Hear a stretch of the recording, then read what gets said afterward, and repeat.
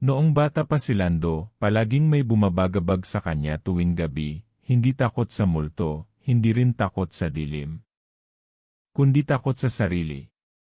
Hindi niya maintindihan kung bakit tila ibang-iba siya sa mga kalaro niya. Mas mabilis siyang gumaling sa sugat, mas malinaw ang kanyang paningin kahit sa madilim, at higit sa lahat, madalas siyang makaramdam ng kakaibang gutom na hindi kayang punan ng normal na pagkain. Sa baryo nila sa Quezon, matagal nang kumakalat ang mga kwento tungkol sa mga nilalang na hindi basta-basta tao. Mga immortal, mga aswang. At sa hindi malamang dahilan, parang konektado siya sa mga ito. Si Aling Rosa, ang matandang hilot ng baryo, ang unang nagtanong kay Lando ng diretsyo, "Anak, may napapansin ka bang kakaiba sa sarili mo?" Hindi niya agad ito sinagot. Ngunit sa loob-loob niya, matagal na niyang alam na may tinatago ang kanyang ina, si Nanay Eloisa. Isang tahimik at palaging gising sa gabi. Madalas hindi makita tuwing kabilugan ng buwan. Isang beses, nakita niya ang ina sa likod ng bahay, may hawak na hayop at tila nanginginain. Pero dahil takot, pinili na lang niyang magbulag-bulagan. Lumaki si Lando na iniiwasan ng mga kabarangay. Palaging may bulungan tuwing siya'y dumaraan. "Anak yan ng aswang," sabi ng isa. Kaya pala hindi lumalapit sa simbahan. Marami na siyang narinig pero pinili niyang manahimik. Hanggang isang gabi may nangyaring hindi inaasahan. May batang nawala. At huling nakita itong kausap si Lando. Doon nagsimula ang tunay na bangungot sa buhay niya. Habang tumitindi ang galit at takot ng mga tao sa baryo, unti-unti ring naglalabasan ang mga sikreto ng kanyang pagkatao. Si Lando ay hindi basta-basta tao. Hindi rin siya ganap na nilalang. Isa siyang anak ng immortal, isang anak ng aswang at tao. Ngunit hindi niya alam kung ito ba'y sumpa o isang regalong kailangang pag-ingatan. Lalong humirap ang lahat nang malaman niyang hindi lang pala ang ina niya ang may lihim. May iba pang nilalang sa paligid nila, tahimik lang pero nagmamasid.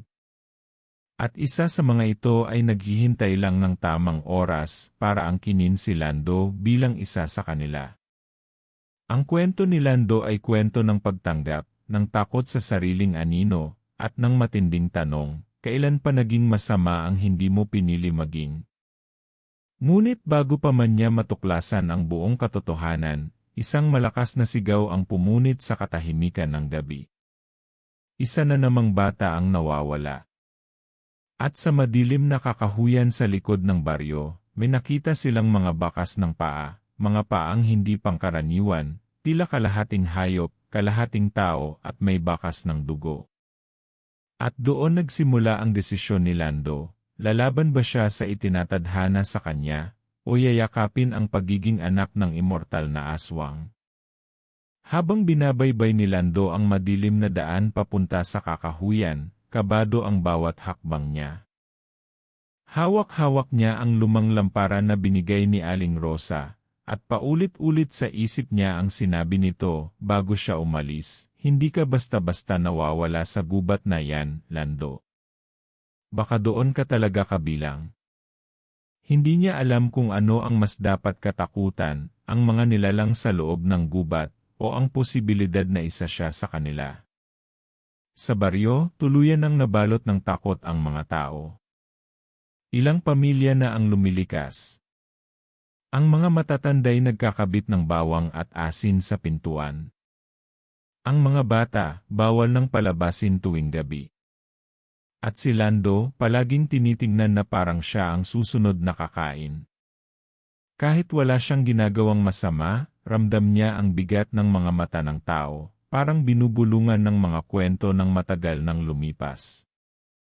Lahat ng kwento tungkol sa aswang, sa mga halimaw na dumudukot ng bata, sa mga nilalang na sumisipsip ng kaluluwa, ngayon ay parang nakasulat sa balat niya. Habang papalalim siya sa kabubatan, mas lalong lumalakas ang kabog ng puso niya. Hangin lang ba iyon o may sumusunod sa kanya? Bigla siyang napalingon. Wala. Pero may amoy. Isang matamis na amoy na parang dugo na hinaluan ng bulok na dahon. Hindi iyon normal. At lalong hindi tao. Sa isang parte ng gubat, may nakita siyang abandonadong kubo.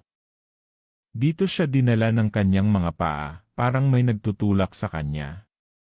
Pagpasok niya, may mga lumang larawan sa dingding, mga taong hindi niya kilala pero parang pamilyar.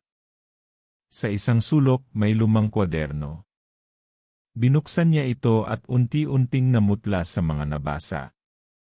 Mga pangalan. Mga petsa. At sa bandang dulo, may isang pangalang nakaukit ng paulit-ulit, Lando. Lando. Lando. Kasama ang isang babala, hindi ka nila tatanggapin. Ngunit kami, tinatanggap ka namin. Napalunok si Lando. May kung anong malamig na hangin ang biglang dumaan sa likod niya. At sa salamin ng lumang aparador, may nasulyapan siyang anino, matangkad, baluktot ang katawan, at may matang tila nagliliyab. Hindi na siya makagalaw. Sino ang nagmamasid sa kanya? At higit sa lahat, bakit parang hinahanap siya ng gubat? Hindi pa rin makagalaw si Lando habang nakatitig sa aninong nasa salamin. Hindi ito gumagalaw pero ramdam niyang buhay ito.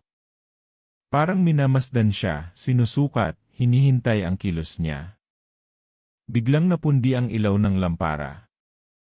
Napuno ng dilim ang loob ng kubo. Humigpit ang hawak niya sa kwaderno at dahan-dahan siyang umatras, pilit inaalala ang daan pabalik. Ngunit bago pa siya makalabas, may narinig siyang boses mula sa likod ng pader, paos, mahina, halos bulong, pero malinaw, dugo mo ang susi. Lando, tumakbo siya palabas ng kubo, halos madapa sa mga ugat ng puno. Habang palayo siya, mas lalo niyang naririnig ang mga ungol at bulungan na tila galing sa mga nilalang na hindi niya makita. Pagdating sa gilid ng gubat, sinalubong siya ni Aling Rosa, hawak ang isang palaspas na may itim na hibla.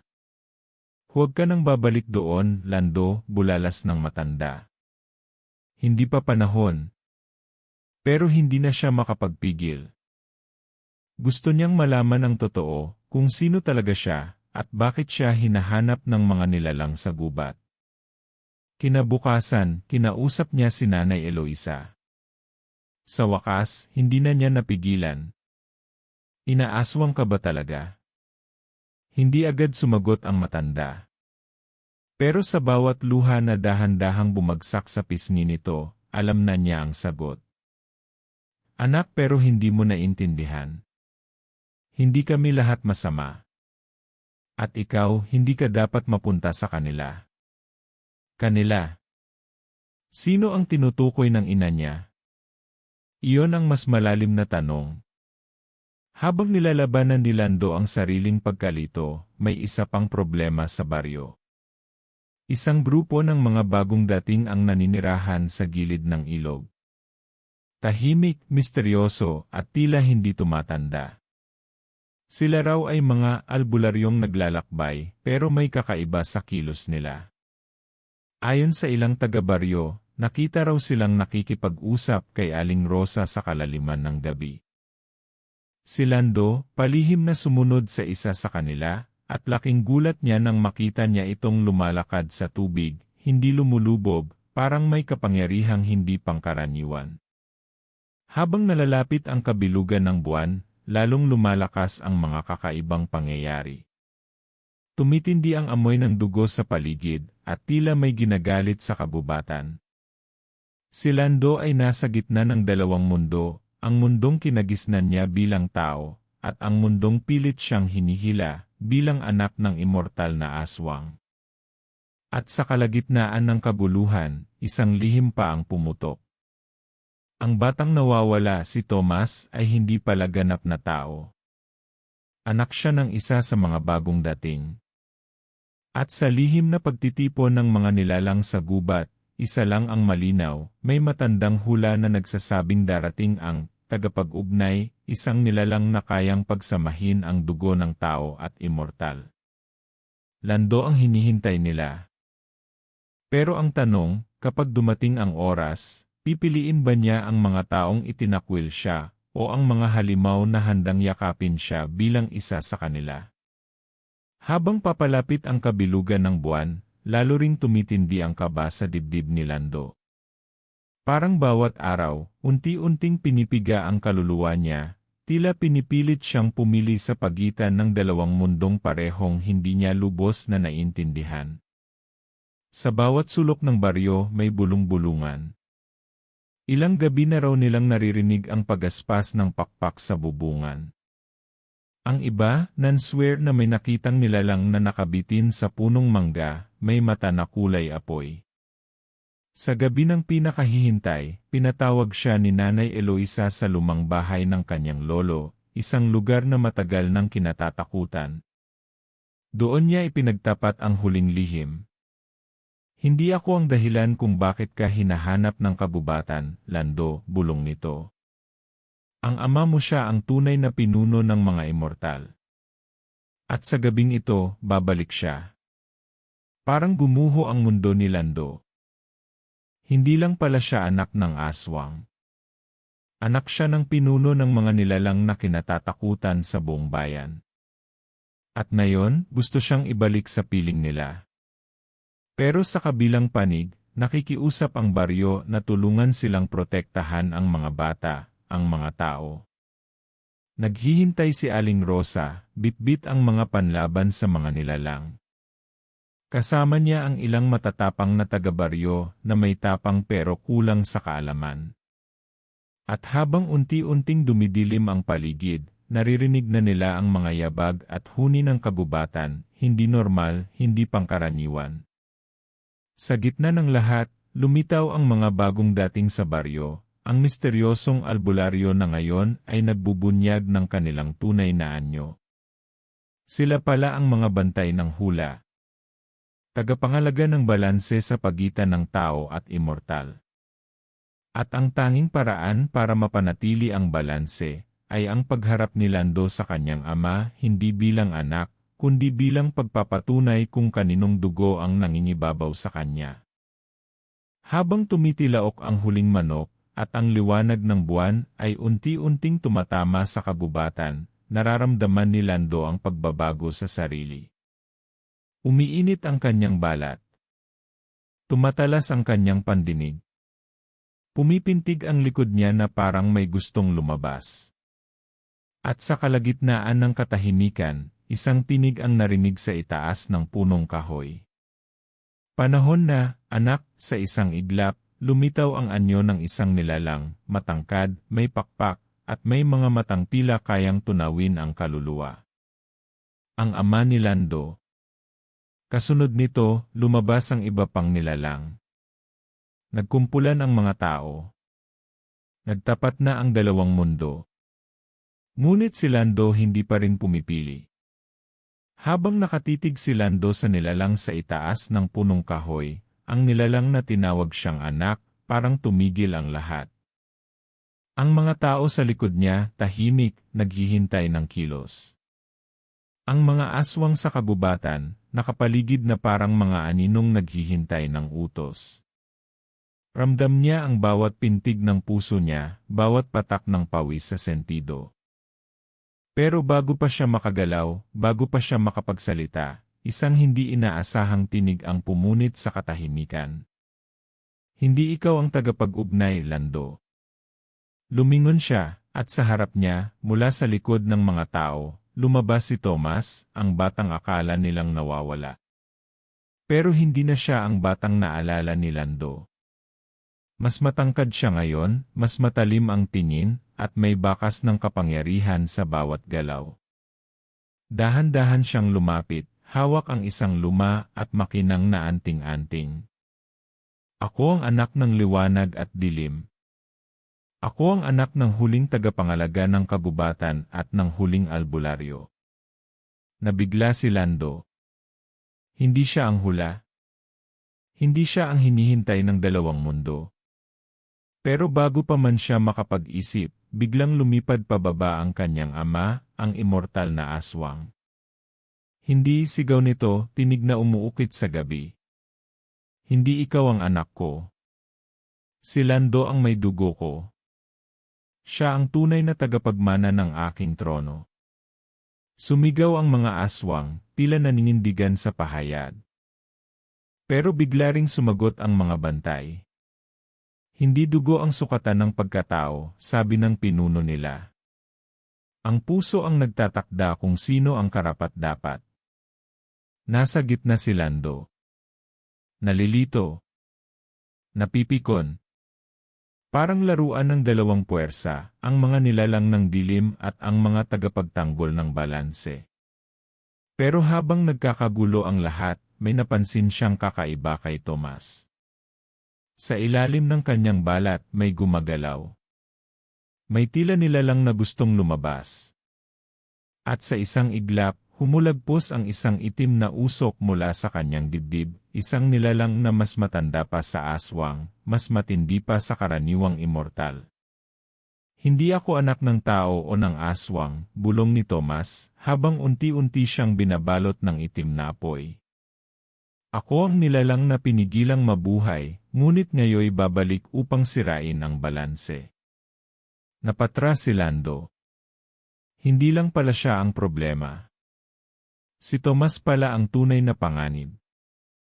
Isang nilalang na matagal nang ikinulong sa katawan ng isang bata, at ngayon ay palalayain gamit ang anting-anting at ang huling liwanag ng buwan.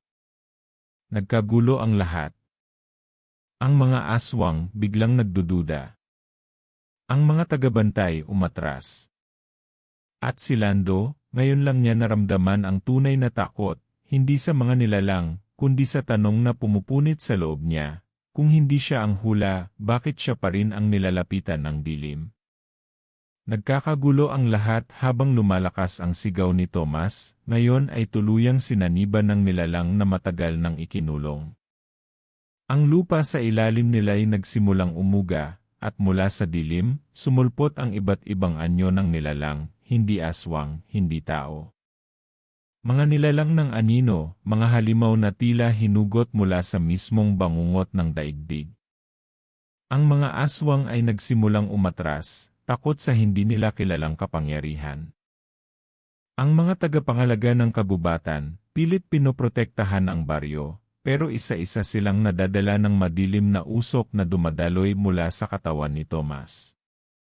Si Lando, nanatiling nakatayo sa gitna, hawak ang lumang kwaderno na nakuha niya noon sa kubo.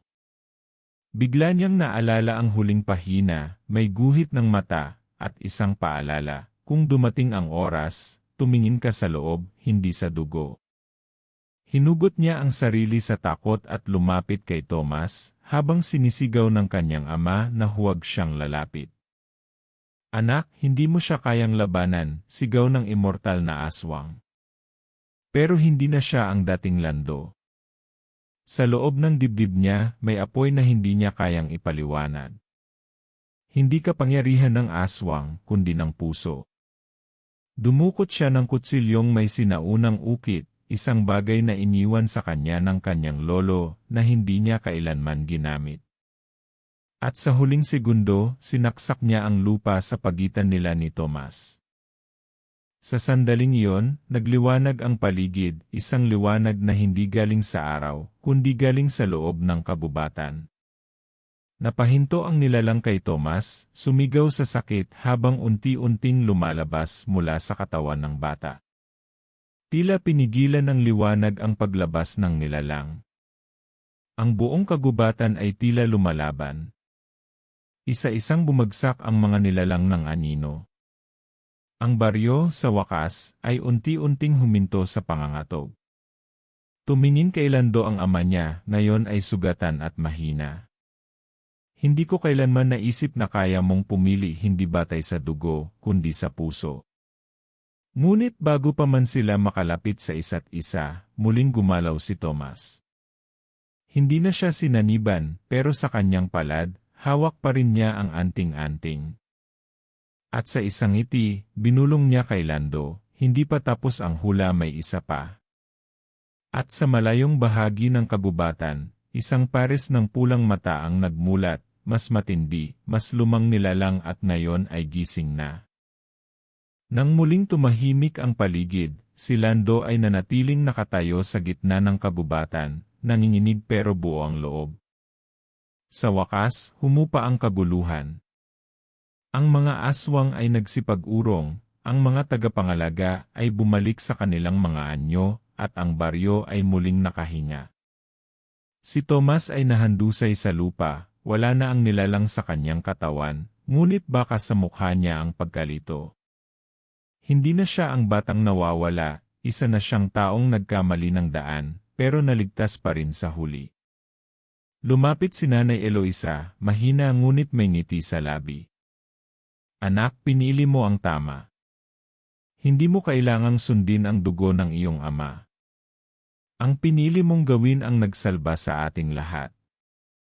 Yumakap siya kay Lando, at doon pa lang niya naramdaman ang bigat ng lahat ng nangyari, ang takot, ang pagkalito, at ang biglaang pagtanda ng loob niya. Sa mga sumunod na araw, unti-unti nang bumalik sa normal ang baryo. Ang mga bagong dating ay tuluyan ng umalis, dala ang panibagong misyon sa ibang dako ng mundo. Ang mga tagabantay ng kagubatan ay nagpasalamat kay Lando at sa kanyang desisyon, isang pagpili hindi batay sa kapangyarihan, kundi sa kabutihan. Ang mga aswang, kasama ang kanyang ama, ay tuluyang naglaho sa kadiliman ng gubat, dala ang pangakong hindi na muling lalabag sa hangganan ng dalawang mundo. Ngunit si Lando, bagaman payapa na ang paligid, ay nanatiling mapagbantay. Hindi niya makalimutan ang huling sinabi ni Tomas, na may isa pang nilalang na nagmulat ng mata sa kailaliman. Alam niyang hindi pa tapos ang kwento. Pero para sa ngayon, sapat na ang katahimikan. Sapat na ang pagkakaalam na kahit anak siya ng isang immortal na aswang, kaya pa rin niyang pumili para sa kabutihan. At kung sakaling dumating ang oras na bumalik ang kadiliman, handa na siyang harapin ito, hindi bilang nilalang, kundi bilang tao. Sa huli, ang kinatatakutang anak ng immortal na aswang ay naging tagapagligtas ng baryo. Isang paalala na ang kwento natin ay hindi nakatali sa pinagmulan natin, kundi sa mga desisyong ginagawa natin, lalo na kapag tayo ay nilalamon ng dilim. At habang lumalayo na ang liwanag ng buwan sa kalangitan, isang mahina ngunit matatag na tinig ang narinig sa kagubatan, hanggang sa muling pagbangon ng anino, ngunit ngayong gabi, sa wakas, tahimik na ang gabi. Tahimik na ang baryo. Tahimik na ang puso ni Lando.